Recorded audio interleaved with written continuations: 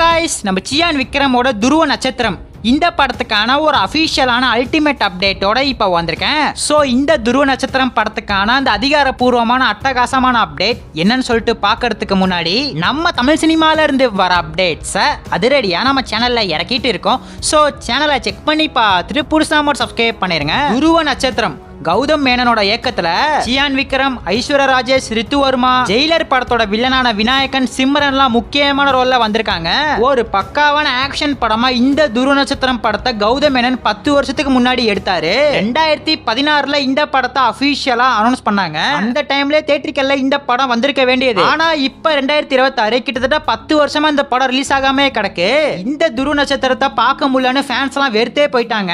இந்த படத்துக்கு ஒரு பயங்கரமான எதிர்பார்ப்பு இப்ப வரையுமே இருக்கு. இந்த படத்தை ஏன் தள்ளி வச்சாங்க அப்படின்னு பார்த்தா, நம்ம கௌதம் மேனன் ஒரு அமௌண்ட் செலுத்த வேண்டியது இருக்கு. அது ஒரு பெரிய அமௌண்ட் தான். அந்த ஒரு தொகையை சம்பாதிக்கிறதுக்காக தான் சினிமாக்குள்ளே வந்தாரு. பல படங்கள் கௌதம் மேனன் நடிச்சாரு. இப்ப ஃபைனலா இந்த படத்துக்கு ஒரு விடுவு காலம் வந்துருச்சு.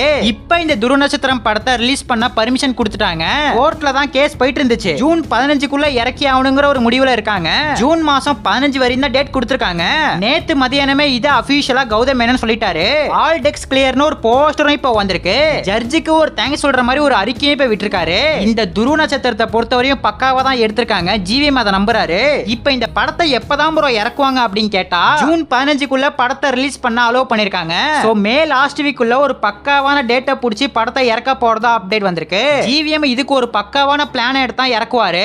ஏன்னா 10 வருஷம் இந்த படம் எப்பதான் வரும்னு ஃபேன்ஸ் எல்லாம் பயங்கரமா வெயிட் பண்ணிட்டு இருக்காங்க.